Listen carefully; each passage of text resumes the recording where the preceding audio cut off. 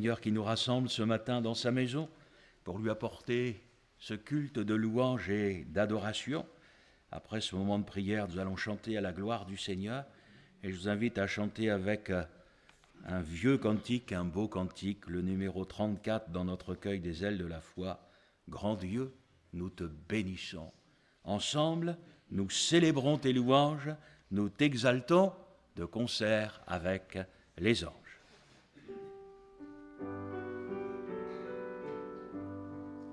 Grand Dieu, nous te bénissons, nous célébrons tes louanges, éternel, nous t'exaltons de concert avec les anges et prosternés devant toi, nous t'adorons, ô grand roi, et prosternés devant toi, nous t'adorons, ô grand roi.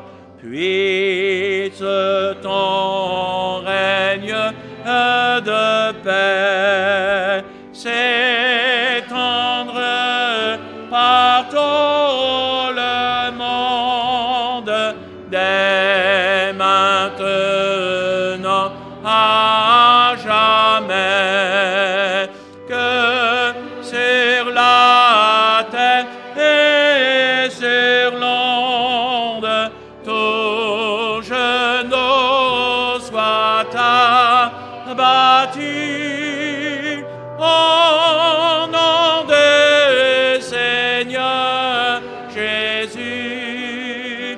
Tout genou soit abattu au nom du Seigneur Jésus.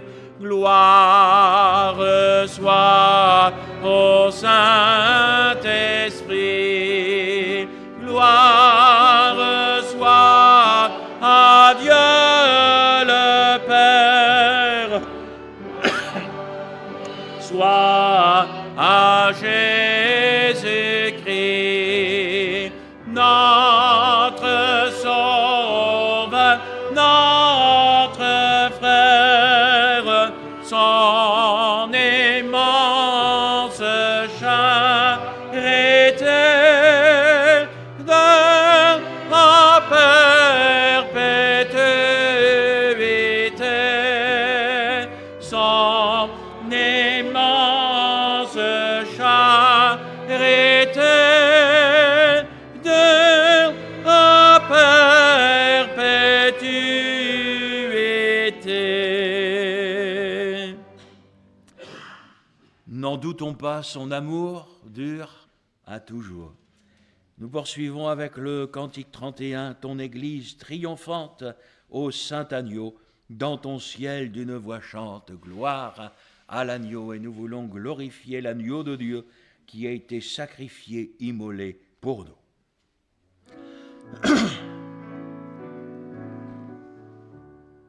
Ton Église triomphante, ô Saint Agneau, dans ton ciel d'une voix chante, gloire à l'agneau. À lui le sceptre et le trône, à lui l'encens, la couronne, que ce chant toujours résonne, gloire à l'agneau. Rachetez que vos louanges devant l'agneau. L'Église est unie, gloire à l'agneau. Rassemblés de toute race, sauvé par la même grâce. Jamais ce cœur ne se lasse, gloire à l'agneau. Racheté, que vos louanges devant l'agneau s'unissent au cœur des anges. Gloire à l'agneau, gloire à la sainte victime. Son sang lava notre crime et nous sauva de l'abîme. Gloire à l'agneau. Dès maintenant sur la terre, chantons l'agneau. Adorons le saint mystère. Gloire à l'agneau. Dans l'épreuve et la souffrance, chantons la douce espérance de l'entière délivrance. Gloire à l'agneau. Amen. Et j'aimerais chanter maintenant avec vous le cantique 379, qui nous rappelle que dans les moments difficiles, dans la tempête, bien le Seigneur Jésus est là, il est à nos côtés.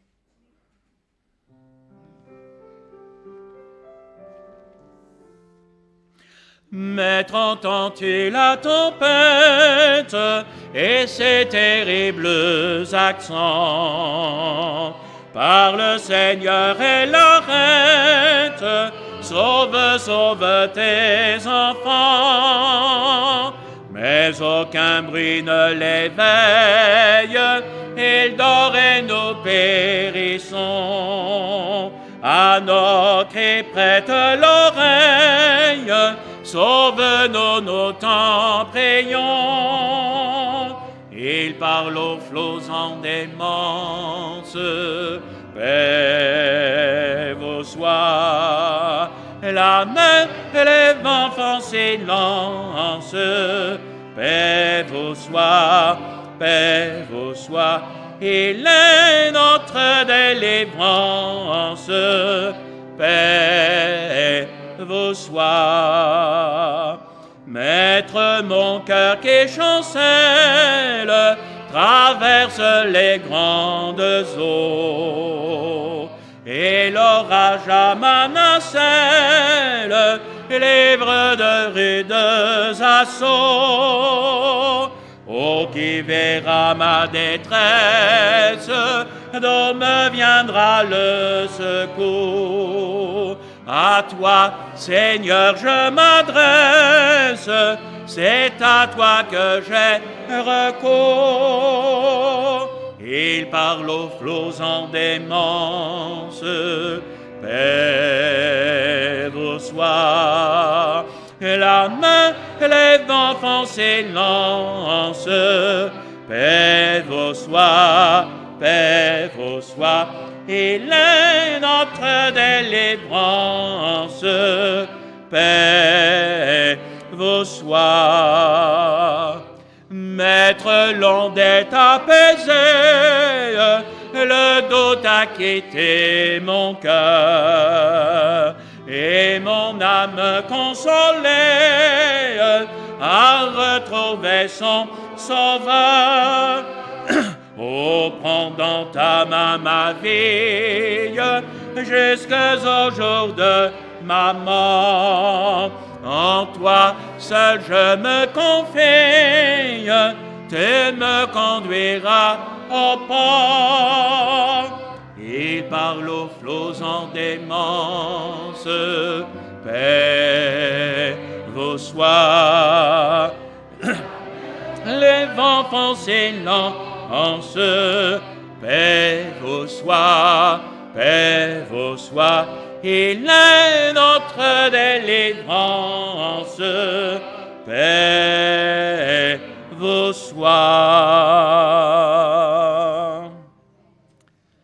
Ah, cette paix que seul Jésus peut donner, cette paix qui n'a rien à voir avec la paix que les hommes cherchent à fabriquer, elle nous vient d'en haut, elle nous vient de lui.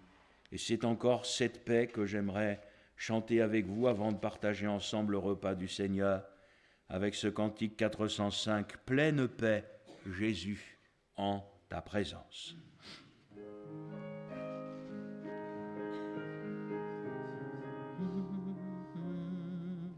Pleine paix, Jésus, en ta présence, pleine paix, soutenue par ta main,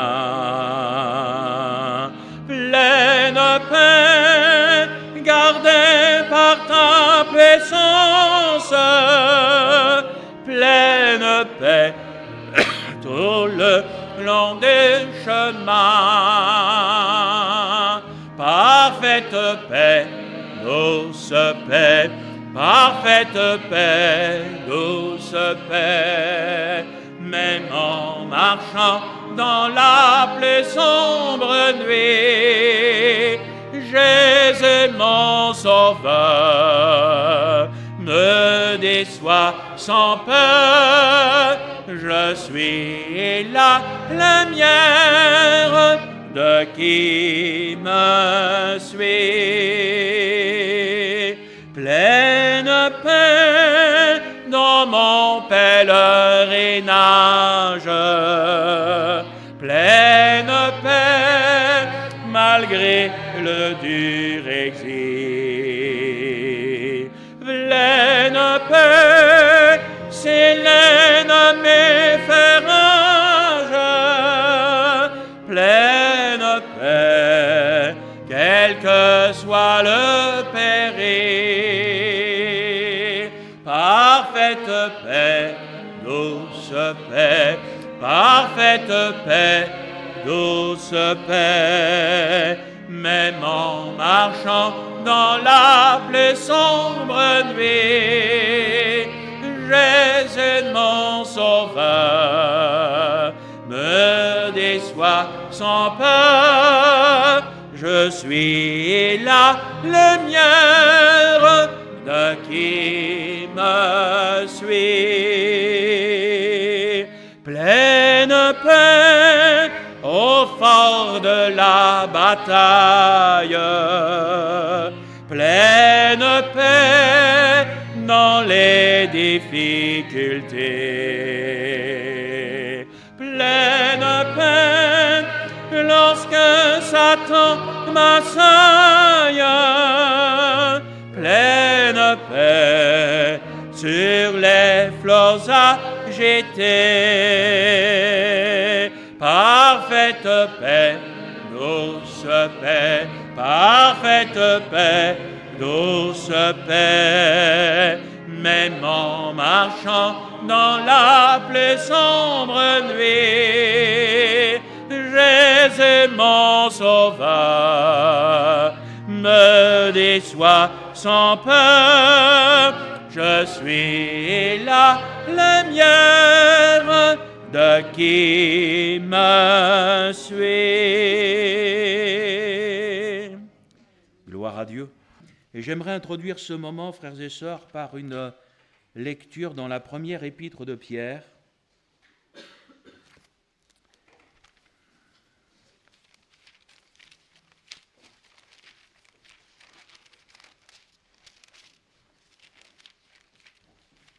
Chapitre 2.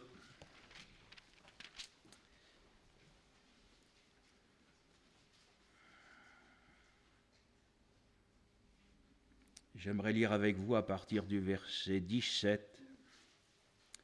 1 Pierre, chapitre 2, verset 17.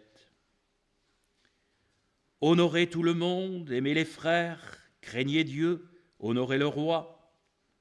Serviteurs, soyez soumis en toute crainte à vos maîtres, non seulement à ceux qui sont bons et doux, mais aussi à ceux qui sont d'un caractère difficile. Car c'est une grâce de supporter des afflictions par motif de conscience envers Dieu, quand on souffre injustement. En effet, quelle gloire y a-t-il à supporter de mauvais traitements pour avoir commis des fautes? Mais si vous supportez la souffrance lorsque vous faites ce qui est bien, c'est une grâce devant Dieu. Et c'est à cela que vous avez été appelés, parce que Christ aussi a souffert pour vous, vous laissant un exemple, afin que vous suiviez ses traces. Lui qui n'a point commis de péché, et dans la bouche duquel il ne s'est point trouvé de fraude. Lui qui, injurié, ne rendait point d'injure, maltraité, ne faisait point de menaces, mais s'en remettait à celui qui juge justement. Lui qui a porté lui-même nos péchés en son corps sur le bois, afin que, morts au péché, nous vivions pour la justice. Lui, par les meurtrissures duquel vous avez été guéris, car vous étiez comme des brebis errantes, mais maintenant vous êtes retournés vers le berger et le gardien de vos âmes. Amen. J'aimerais également relire un de ces textes que nous connaissons bien, où Jésus va instituer la Sainte Seine dans l'Évangile selon Matthieu, chapitre 26, verset 26. Pendant qu'il mangeait, Jésus prit du pain, et après avoir rendu grâce, il le rompit et le donna aux disciples en disant « Prenez, mangez, ceci est mon corps ». Il prit ensuite une coupe après avoir rendu grâce. Il la leur donna en disant « Buvez-en tous, car ceci est mon sang, le sang de l'alliance, qui est répandu pour beaucoup pour le pardon des péchés. Je vous le dis, je ne boirai plus désormais de ce fruit de la vigne, jusqu'au jour où j'en boirai du nouveau avec vous, dans le royaume de mon Père. Amen. À quel autre irions-nous qu'à toi? En qui d'autre que toi pourrions-nous nous confier? Tu es notre Dieu, tu es notre Seigneur, et c'est en toi que nous avons tout pleinement. Alors ce matin, nous voici à tes pieds, et nous t'adorons. Nous te louons de tout notre cœur. Nous voulons ce matin t'apporter l'offrande de nos vies, toi qui t'es donné pour nous. En retour, Seigneur, nous voulons t'offrir nos vies tout entières, et ce matin encore, être là prosterné devant toi et t'adorer, toi qui es le Tout-Puissant, toi qui es le plus grand, toi qui es le plus beau des fils de l'homme. Voici à tes pieds ce matin, Seigneur, et nous te contemplons, nous t'adorons. Nous réalisons combien chaque jour nous avons besoin de toi. Nous sommes dépendants de toi, Seigneur. Et nous te rendons grâce parce que tu nous as laissé ta parole. Alors qu'elle va encore ce matin nous être prêchée, je prie pour que tu trouves en nous des cœurs de disciples, des hommes, des femmes qui aiment ta parole, qui aiment l'entendre, qui aiment la vivre. Et nous voici devant toi avec des cœurs ouverts. S'il te plaît, Seigneur, par le Saint-Esprit, renouvelle notre intelligence, afin que nous ne vivions pas les choses comme les hommes les vivent, mais comme les chrétiens les vivent, par le Saint-Esprit. Donne-nous une parole de toi, fais-nous grâce ce matin. Te le demandons ensemble au Dieu notre Père, dans le précieux nom du Seigneur Jésus, et par le Saint-Esprit. Amen. Amen. Béni soit Dieu. J'aimerais partager avec vous une parole simple. On va introduire ces moments par une lecture dans l'Évangile selon Jean, en son premier chapitre.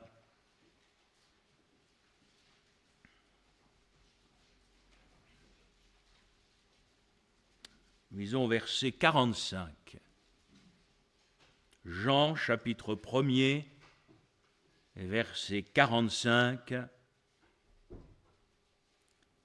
Philippe rencontra Nathanaël et lui dit : « Nous avons trouvé celui de qui Moïse a écrit dans la loi et dont les prophètes ont parlé, Jésus de Nazareth, fils de Joseph. » Nathanaël lui dit : « peut-il venir de Nazareth quelque chose de bon ? Philippe lui répondit, viens et vois. Jésus, voyant venir à lui Nathanaël, dit de lui, voici vraiment un Israélite dans lequel il n'y a point de fraude. D'où me connais-tu ? Lui dit Nathanaël. Jésus lui répondit, avant que Philippe t'appelle, quand tu étais sous le figuier, je t'ai vu. Nathanaël répondit et lui dit, Rabbi, tu es le Fils de Dieu, tu es le roi d'Israël. Amen. J'aimerais ce matin arrêter ma méditation sur ces 3 petits mots prononcés par Jésus à Nathanaël, je t'ai vu. J'aimerais vous parler du regard du Seigneur. Jésus a pu dire à Nathanaël, je t'ai vu, et cela à un moment où Nathanaël pensait que personne ne le voyait. Il pensait qu'il était absolument seul.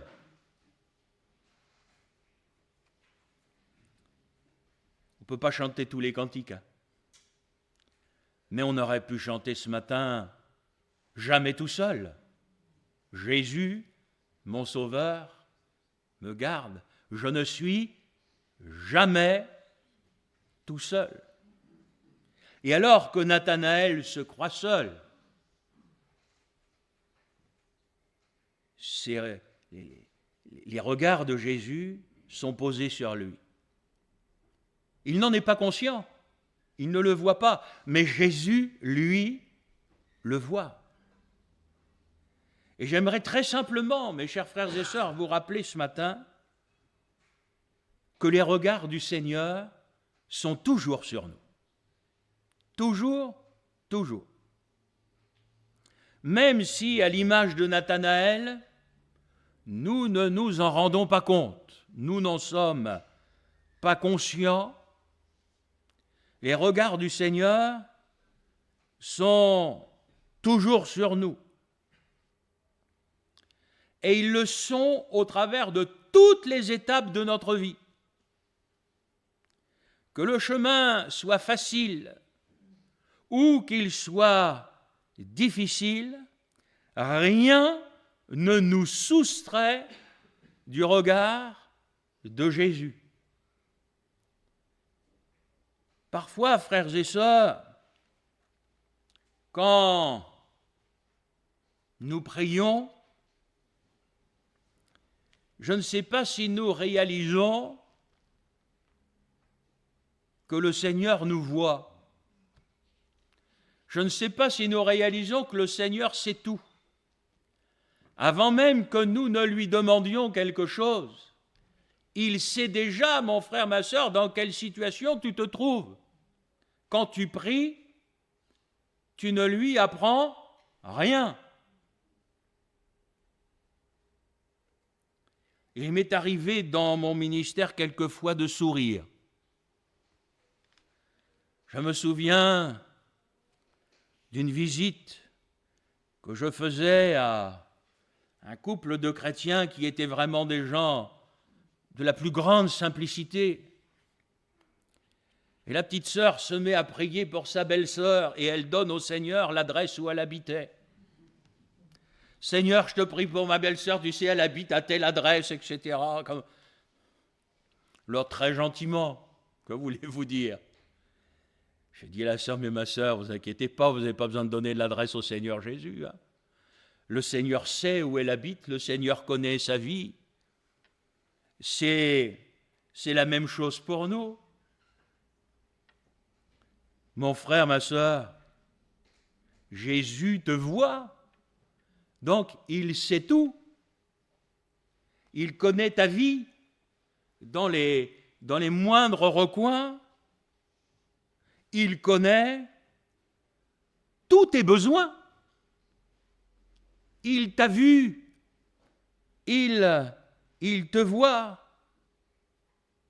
Et ce n'est pas parce que nous passons par des moments difficiles, ce qui arrive dans la vie du chrétien, que le Seigneur n'a plus son regard sur nous. Ce n'est pas parce que nous passons par des moments difficiles que le Seigneur nous aurait abandonnés. Moi, je vous dis que plus nous avons besoin de lui, plus il est là. C'est le contraire de ce que l'esprit de l'homme peut penser. Et ce n'est pas parce que nous passons par des moments difficiles que le Seigneur nous aurait abandonnés. J'ai envie de vous dire, au contraire, il est encore plus présent parce qu'il sait que nous avons plus besoin de lui à ces moments-là. Et il y a dans la vie du chrétien des temps de peine. La parole de Dieu nous parle de larmes, parce qu'un chrétien, ça pleure. Ce ne sont pas les moments qu'on préfère dans la vie, mais ça arrive, c'est normal. Autrement, Jésus n'aurait pas besoin de sécher nos larmes. Pour qu'il sèche les larmes, il faut qu'elles existent. Il y a de ces moments que le Seigneur sait difficiles, sensibles, comme par exemple les moments de deuil. Pourquoi est-ce que le Saint-Esprit est appelé le consolateur? C'est parce que le Seigneur Jésus sait qu'il y a bien des moments dans notre vie où nous avons besoin de consolation, d'être consolés. Alors il nous envoie le consolateur. Quand nous sommes dans la souffrance, quand nous sommes dans la maladie, mais mes chers frères et sœurs, le Seigneur désire que nous restions dans la foi dans un Seigneur qui tient nos vies dans sa main, la foi dans un Seigneur qui aujourd'hui guérit encore. On l'a lu ce matin, c'est dans ces meurtrissures que nous sommes guéris. Cette foi, frères et sœurs, qui nous amène à réaliser que si Jésus me voit quand je passe par ce chemin-là, alors tout est entre ses mains. S'il ne me laisse pas, s'il est à mes côtés, c'est que tout est entre ses mains. Et après, mon cher frère, ma chère sœur, eh bien, lui faire confiance, s'il connaît la situation. Et j'ai envie de vous dire, mais faisons-lui confiance.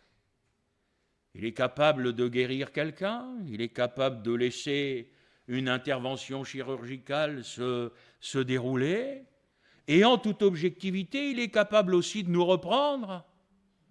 Mais nous voulons dire comme le Seigneur Jésus, Seigneur, en toute chose que ta volonté soit faite.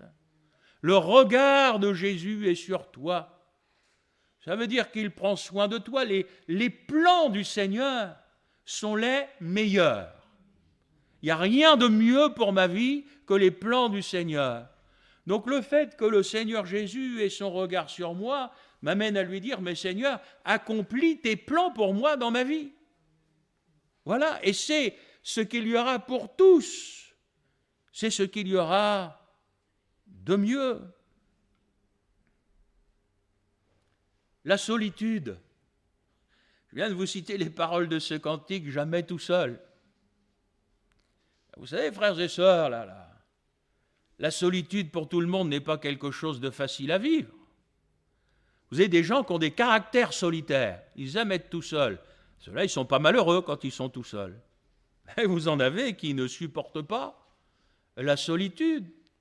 Mais que faire quand on est âgé? Parce que c'est souvent là qu'on expérimente la solitude ou à cause de différentes circonstances. Mais mon frère, ma sœur, les paroles que nous chantons, ce ne sont pas des chansons. Ce sont des cantiques en l'honneur du Seigneur, et quand on chante jamais tout seul, c'est parce que l'on croit. On y croit qu'on n'est jamais tout seul. On croit que Jésus est à nos côtés vraiment, vraiment chaque jour. Quand tu n'as pas le moral, bon, ça vous arrive jamais. On est bien d'accord. Mais bon, imaginons que ça arrive. Est-ce que Jésus le voit? Mais même ça, je vais peut-être vous choquer, c'est pas grave, vous avez l'habitude avec moi, mais même si tu doutes, même si tu n'as pas la foi, la dimension de la foi que tu aurais rêvé avoir, est-ce que cela va faire que les regards de Jésus ne seront plus sur ta vie? Regardez les disciples. On a chanté tout à l'heure, « Maître, entends-tu la tempête ?» Le Seigneur leur dira, « Gens de peu de foi, pourquoi avez-vous douté ?» Mais est-ce qu'il est venu à leur secours malgré leur manque de foi? Donc, frères et sœurs, je vous en supplie, ne croyez pas que si vous n'êtes pas exaucés, c'est parce que vous n'avez pas assez de foi. La Bible dit, si on en a gros comme un grain de moutarde, on peut déplacer des montagnes. Vous l'avez lu, ça, ou pas? Donc, frères et sœurs, je pense que si on est au Seigneur, on a au moins de la foi gros comme un grain de moutarde. Autrement, ça veut dire que vous n'avez pas la foi, que vous n'êtes pas au Seigneur, quoi. Donc, frères et sœurs, même si notre foi était réduite à sa plus simple expression, le regard de Jésus est quand même sur ta vie. Certains vont penser que le regard de Jésus est sur nous quand on est des bons chrétiens, quand notre vie est dans les clous au niveau spirituel. Mais mon frère, ma soeur, quand on a chuté, quand on est tombé, qui est venu nous relever? Hein? C'est Jésus. Pourquoi? Son regard était sur nous, alors que j'étais tombé. Et lui ne m'a pas écrasé. Il est venu, il m'a vu, et il m'a relevé. Ça, c'est mon Seigneur. Ça, c'est celui dans lequel je crois. Quand je suis à la maison, quand je suis au travail, quelles que soient les circonstances, il est là. Il me voit. Pour les sœurs qui sont enceintes, ne craignez pas votre accouchement. Mais je suis prophétique dans ce que je vous dis. Parce que Jésus vous accompagnera. C'est lui qui donne la vie. C'est lui qui donne la vie. Il t'accompagnera, ma sœur. Il sera avec toi. Tout ne se passe pas forcément comme nous on le prévoit, mais avec le Seigneur. Il y en a un qui l'avait bien compris, ça. C'était David. Au psaume 139, au début du psaume 139, David dit ceci, mais tu sais quand je m'assieds, tu sais quand je me lève, tu sais quand je marche, et tu sais quand je me couche. En un mot, tu sais tout, tu vois tout. Donc, ce matin, mon frère, ma soeur, le Seigneur nous voit. Et il nous voit dans sa maison. Et je suis convaincu qu'il est heureux de nous voir dans sa maison. Mais quand tu vas sortir, et que peut-être tu te retrouveras tout seul ou toute seule chez toi, il te regardera encore. Il nous voit même quand nous dormons. Alors, tu peux t'endormir en paix. Il veille. Il veille, moi je le crois. Dors en paix, le Seigneur veille. Mon frère, ma soeur, rien, mais rien n'échappe au regard du Seigneur. Pourquoi? J'aimerais ce matin vous laisser l'image du bon berger. Il est ce bon berger qui veille sur son troupeau. Il veille sur ses brebis. Il désire leur bien. Il prend soin de chacun de nous. Même les brebis qui vont très bien, son regard est sur elles, au cas où. Son regard est particulièrement sur les plus fragiles, sur les agneaux. Moi, j'ai cette foi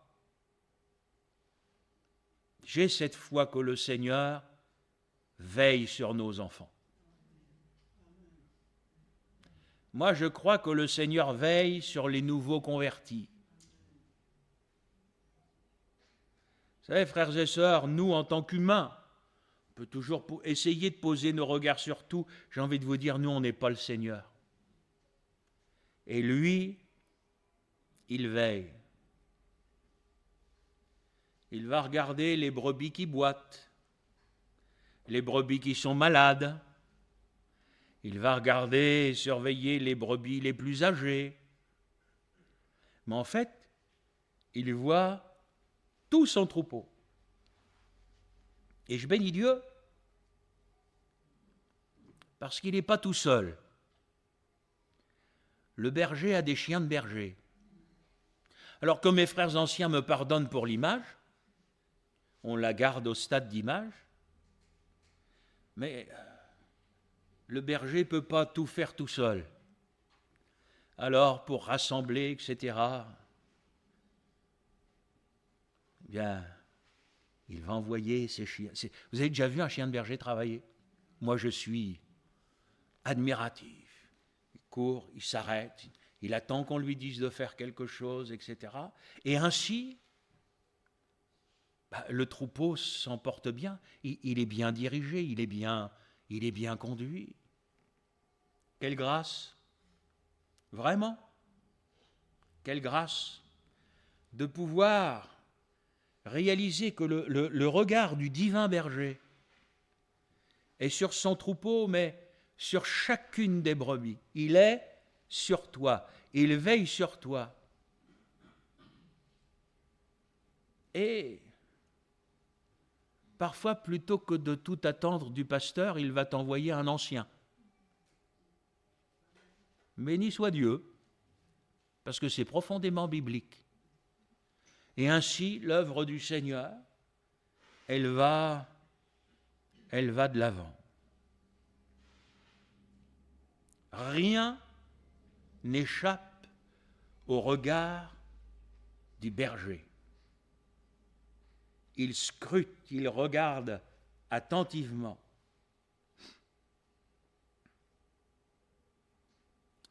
Il y a des terrains qui sont plus faciles que d'autres à traverser, et pour le berger, et pour les brebis. Il n'y a pas toujours que la vallée avec l'herbe grasse. Même s'il y a des rochers, les fleurs des montagnes, c'est bon aussi. Mais c'est un chemin plus difficile, plus escarpé. Vous connaissez par cœur ce texte, mais je voudrais vous le rappeler ce matin de la part du Seigneur. Romains 8, 28. Toutes choses concourent ensemble au bien de ceux qui aiment Dieu. C'est écrit toutes choses.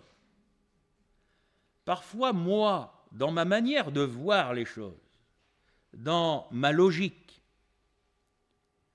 j'ai du mal à voir le bien que va me faire une situation. J'ai plutôt l'impression que cette situation, elle va me faire du mal. Mais, parce que je suis un chrétien, un juste selon Dieu, le juste vivra par sa foi. Ce qui doit te conduire, c'est ce en quoi tu crois. Parce que tu vois ce en quoi tu crois. Et ce en quoi tu crois doit être plus fort que ce que tu vois. Et ça s'appelle la foi. Et c'est parfois là qu'alors que peut-être nous nous pensions quand même spirituels, que le Seigneur va mettre en lumière notre foi. Et là, nous allons nous voir tels que nous sommes et pas tels que nous pensions être. Nous allons réaliser qu'avoir la foi pour les choses, c'est facile. Pour les autres, c'est facile. Mais quand c'est notre propre foi qui est sollicitée, là, on va faire une prière, Seigneur, augmente ma foi. Parce que la réalité des choses souvent nous rattrape. Mon cher frère, ma chère sœur, il y a tellement de choses, que ce soit dans ma vie personnelle ou même dans ma vie de serviteur de Dieu, il y a tellement de choses que je n'ai pas comprises. Ben, j'ai envie de vous dire, ça ne m'obsède pas. Hein. Moi, ce que je n'ai pas compris, je l'ai remis entre les mains du Seigneur. Et j'ai dit, Seigneur, moi je ne sais pas, mais toi, tu sais. Alors, je te fais confiance, parce que je crois que toutes choses concourent ensemble au bien de ceux qui aiment le Seigneur. Il y a un cantique qui est revenu à mon esprit pendant que je préparais cette prédication. Et ce cantique dit ceci: combien ton chemin semble étrange, ô Seigneur, qui pénétrera ton dessein? Combien ton chemin semble étrange, Seigneur. Ça ne se passe pas comme moi j'avais pensé que ça se passerait. Tu me fais passer, Seigneur, par des chemins qui m'étonnent, qui me surprennent, qui ne rentrent pas forcément dans ma manière de voir les choses, dans ma logique. Mais Seigneur, tes plans ne sont pas mes plans. Après tout, Seigneur, c'est toi. C'est toi qui conduis. Un jour, nous avons demandé au Seigneur de conduire nos vies. Ben, il le fait. Sauf qu'il prend des routes par lesquelles vous ne seriez pas passé. Et s'il permet que nous prenions ces routes, c'est pour notre bien. Je ne suis pas capable de vous dire, de vous expliquer le pourquoi et le comment. Je ne suis pas capable de vous dire ce qui va se passer. Ce que je sais, c'est que tout ce que Dieu fait est parfait. Et ma foi m'amène à avoir cette totale confiance en lui. Le problème du chrétien, des chrétiens très souvent, c'est qu'ils cherchent à comprendre l'incompréhensible. Et ils se torturent l'esprit, mais Seigneur, pourquoi? Et moi j'ai envie de vous dire, pourquoi pas? Pourquoi pas? Qu'est-ce qui ferait que les plans du Seigneur devraient toujours être comme ci, comme ça? Heureusement que ce n'est pas nous qui écrivons ces plans. Mais c'est lui qui, de toute éternité, sachez-le bien, les a écrits pour nos vies. Mon frère, ma sœur, il n'y a pas de hasard dans ta vie. Pourquoi me regardez comme ça? Le hasard n'existe pas. Dieu conduit absolument tout. Et au-delà de toutes les circonstances, parce que nous sommes tous différents. Nous avons tous une sensibilité différente. Nous avons des personnalités différentes. Et frères et sœurs, les chrétiens, il ne faut pas chercher à les faire rentrer dans des petites boîtes. Ce qui va te toucher ne va pas forcément me toucher et vice-versa. Et il va y avoir dans ta vie des moments où tu vas être touché par certaines choses et à d'autres moments où tu ne serais pas touché. Mais qui va essayer de pouvoir m'expliquer ça? On ne peut pas expliquer ces choses. Ce qui fait que moi je suis comme ça. Je remarque que quelqu'un ne va pas forcément très bien. Je lui saute pas dessus. Avec mon épouse, on se dit, tiens, le frère, tiens, la sœur, j'ai l'impression que ce matin, ça allait pas bien. Vous savez ce qu'on fait? Eh oui, on prie. On prie, frères et sœurs. Et on compte sur la grâce de Dieu pour que notre cher frère, pour que notre chère sœur aille mieux. Et celui qui va faire que vous allez aller mieux, c'est pas moi. C'est le Seigneur. Et si on arrivait, mais bien sûr il y a l'humain, mais si on arrivait à dépendre du Seigneur et non pas des hommes, à nous confier dans le Seigneur, mon frère, ma sœur, le regard de Jésus est sur toi. Il voit, il connaît.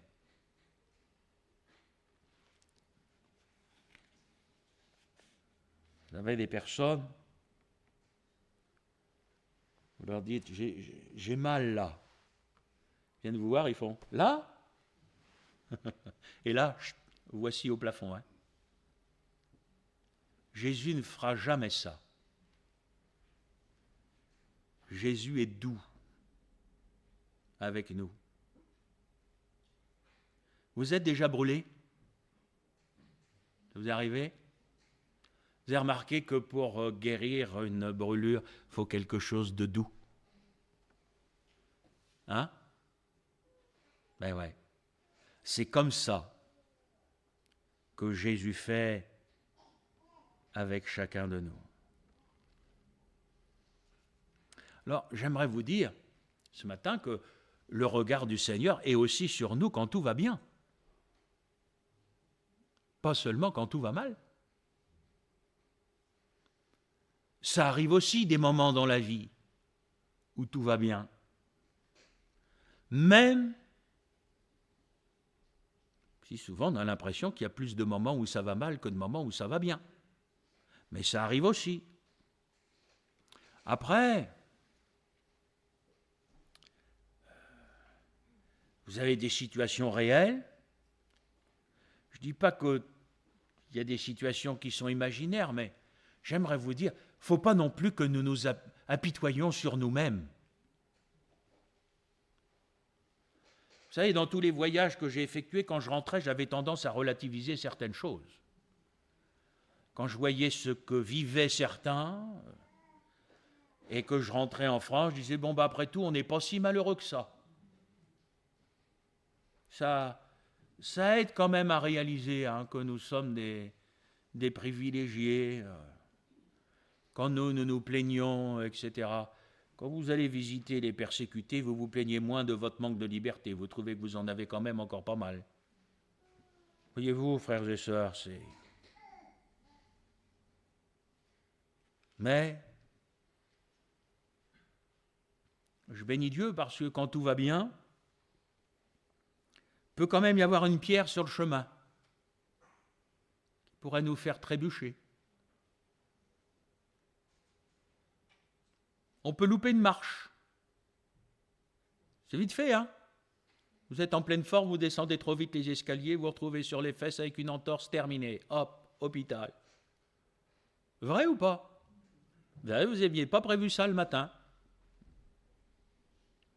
Mon frère, ma sœur, quel que soit ton chemin, tu peux entendre la voix du Seigneur te dire, comme il l'a dit à Nathanaël, « Je t'ai vu ». Je voudrais que vous entendiez ça. « Je t'ai vu ». il veille pour que nous ne trébuchions pas. Il veille pour que nous ne nous relâchions pas. Dieu voulant, à cause des situations qu'on traverse dans l'Église, je vous ai toujours dit, pour moi, le jeûne, il est circonstancié. Et là, nous avons des circonstances qui font, je crois, qu'il faut que l'Église se retrouve dans le jeûne et dans la prière. Donc pour ceux qui le pourront, samedi prochain, on se retrouvera à midi dans le jeûne et dans la prière. Quand tout va bien, tout va bien. Mais quand ça ne va pas bien, les chrétiens, ils se retrouvent dans le jeûne et dans la prière au pied du Seigneur. C'est aussi simple que ça. Avec foi. Le jeûne, c'est formidable. Ça nous amène à dire, Seigneur, je n'attends rien d'en bas. Rien d'en bas. Dans ma prédication sur le renoncement, c'est Seigneur, je meurs à tout ce qui est d'en bas. Je ne me confie qu'en toi. C'est ça le vrai jeûne. Avec cette foi du regard du Seigneur sur nos vies. Et moi, je suis amené à le dire en tant que serviteur de Dieu, que ce soit à titre personnel ou au niveau de l'Église. Les épreuves, ça a du bon. Parce que l'Église, qui aurait pu avoir tendance à dormir, voilà que tout à coup, elle se réveille. Alléluia. Écoutez, si ça produit au moins ça de bon, gloire à Dieu. Mais le Seigneur le sait. Le Seigneur le sait. Il sait qu'en fin de compte, quand ça va bien, on se relâche. Il sait que quand ça va bien, on s'endort. Alors il va le permettre ici, il va permettre là, une difficulté, afin que ce soit à titre personnel ou au niveau collectif, au niveau de l'Église, on ne dorme pas. Et puis son regard est sur nous, même quand nous nous détournons de lui.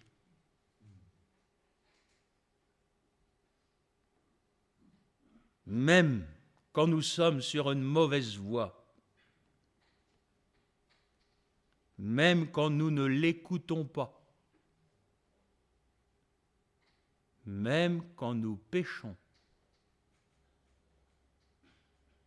Il nous voit. Il n'y a rien que le Seigneur ne voit. Il voit tout. Il sait tout de nous. On peut très bien présenter dans l'Église, mais ce qui se fait au cœur de nos vies, ce qui se fait dans le secret, jusqu'à ce qui se passe dans nos pensées. Et la Bible dit, tout est à nu devant lui, tout est à découvert. Le Seigneur sait absolument tout. Et là, la grâce du Seigneur, moi j'ai envie de vous dire, elle me dépasse. Parce que les regards du Seigneur restent sur nous. Alors j'ouvre ma Bible. Vous le faites aussi. Et j'y vois la parabole du fils prodigue. Le fils de la maison, il est parti. Il est dans le monde. Il est dans le péché.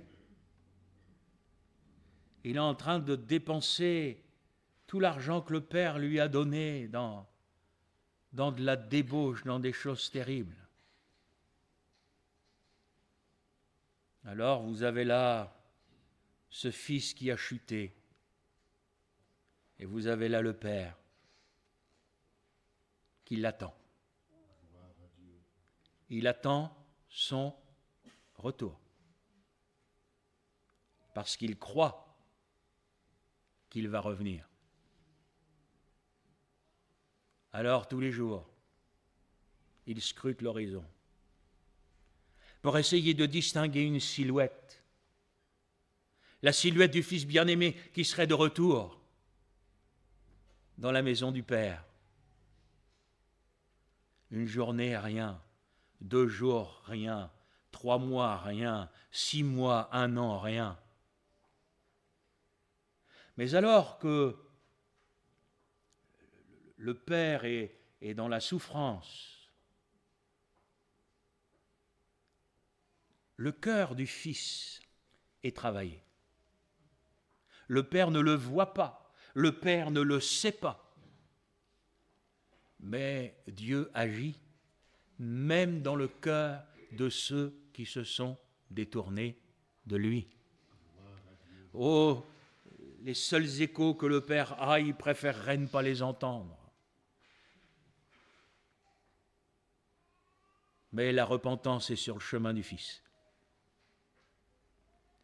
Alors, bien sûr, sa situation n'est pas brillante. Il est au fond du trou, il est au bout du bout. Les images que Jésus utilise dans les paraboles sont pour les Juifs d'une force extraordinaire. Vous avez en face de vous un Juif qui est en train de garder des cochons. C'est pas très cachère, hein. C'est le pire. Garder la loi, c'est comme si toucher un mort, etc. Il ne faut pas toucher. Lui, il est en train de garder des cochons. On ne peut pas descendre plus bas. Mais là, l'œuvre de Dieu est en train de se faire dans son cœur. Il repense, parce qu'on ne peut pas oublier ce qu'on a connu dans la maison du Père. Ceux qui sont partis peuvent dire ce qu'ils veulent. On ne peut pas oublier, ce sont des choses qui sont comme gravées. Et il y a quand même un moment où il se dit, j'étais plus heureux dans la maison de mon Père. Le péché, c'est une chose. Mais vous savez, le péché, ça dure qu'un temps. Après, quand on vit les conséquences du péché, quand on est dans la poussière, quand on est dans la misère, ben là, on va se souvenir d'une maison. Moi, j'y crois. Moi, je crois ce berger qui laisse les 99 pour n'aller en chercher qu'une, qui est perdue. Cette brebis perdue, c'est ton fils, c'est ta fille, c'est ton petit-fils, c'est ta petite-fille.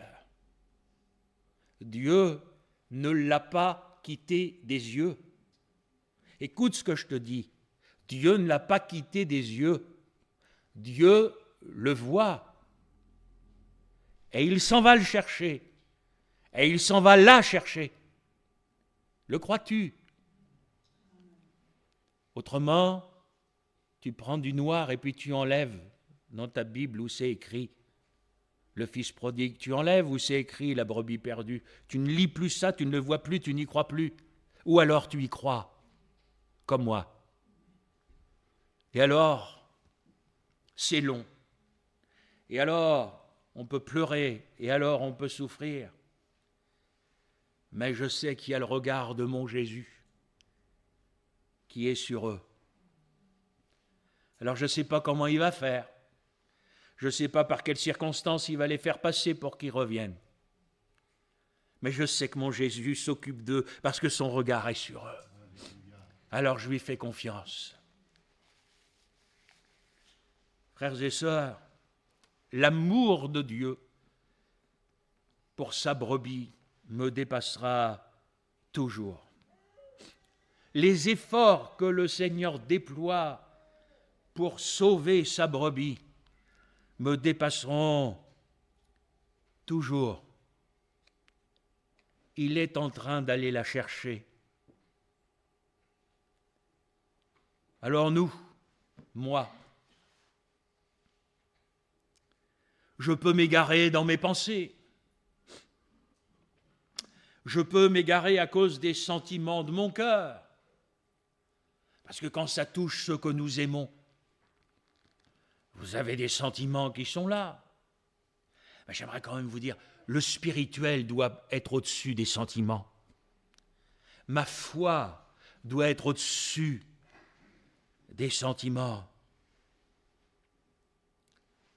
Mais mon frère, ma soeur, qui peut maîtriser ses pensées? Moi, je vous promets, j'aimerais bien maîtriser les miennes. Et pauvres frères et sœurs, si vous saviez, dès que j'ouvre l'œil, je suis partout. Je ne peux rien, tellement de choses à penser. C'est ici, c'est là, c'est là, c'est là. Il faut penser à ci, il faut penser à ça. Parfois, dès que je me lève le matin, je mets l'ordinateur en route, j'ai un post-it électronique, j'écris. Il faut que tu penses à ci, il faut que tu penses à ça. Puis il y a des fois, je me dis, j'aimerais bien ne plus penser. C'est difficile de maîtriser ses pensées. Heureusement qu'on a le Seigneur.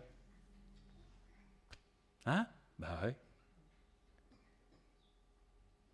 Alors,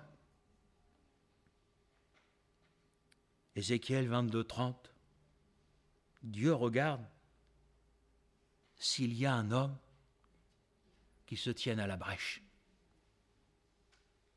Mon frère, ma soeur, le regard du Seigneur se tourne vers ceux qui prient, se tourne vers ceux qui intercèdent. C'est pour ça, frères et sœurs, ça vaut la peine de prier. Et quand c'est nécessaire, ça vaut la peine de jeûner. Parce que les regards du Seigneur sont sur nous. L'avenir. Je ne suis pas pessimiste de nature, mais je ne le vois pas très rose. J'ai franchement l'impression que plus nous allons avancer dans le temps, pire ça va être. Notre pays peut attendre les nouvelles élections. Qu'est-ce qu'il va faire, le nouveau président ou la nouvelle présidente? Qu'est-ce que vous voulez qu'il fasse? Il a un trou qui est 10 fois plus gros que lui. Comment le boucher? Voyez-vous? Vous savez, moi, frères et sœurs, moi, je tourne mes regards là-haut. J'ai dit, Seigneur, les hommes. Oh, je prie pour eux, parce que le Seigneur me demande de prier pour eux. Et moi, j'ai placé ma confiance dans le Seigneur. Hein. J'ai dit, écoute, Seigneur, tu pourvoiras à nos besoins. Tu feras grâce à tes enfants. Et s'il faut qu'on apprenne à vivre avec moins, on ne mourra pas. Non, mais je suis sérieux dans ce que je vous dis, on ne mourra pas. Ça nous fera peut-être du bien. En attendant, mon frère, ma soeur, je voudrais que ce matin, nous repartions avec cette vision, avec cette conviction que les regards du Seigneur Jésus sont sur chacun de nous. Que le Seigneur vous bénisse. Jésus, mon Sauveur, heureusement que tu es là. Où serions-nous si tu n'étais pas là? Heureusement que tes regards sont sur moi. Heureusement que tes regards sont sur l'Église. Heureusement que tes regards sont sur ceux qui sont tombés, qui se sont refroidis. Seigneur, comment pourrions-nous vivre s'il n'y avait pas dans nos cœurs cette foi que tu tiens toutes choses entre tes mains et que tu t'occupes de chacun? Alors, mon Jésus, mon Sauveur et mon Dieu, je te remercie. Et je te prie encore ce matin de nous accorder la grâce de toujours garder cette foi en toi, de toujours garder cette conviction que nous laisse ta parole, que tes regards sont fixés sur chacun de nous. Et comme tu as pu dire à Nathanaël, je t'ai vu, ce matin c'est à chacun de nous que tu peux dire je t'ai vu. Que ta paix, que ta grâce et ta bénédiction soient notre partage, mon Jésus, mon Seigneur et mon Dieu. Amen.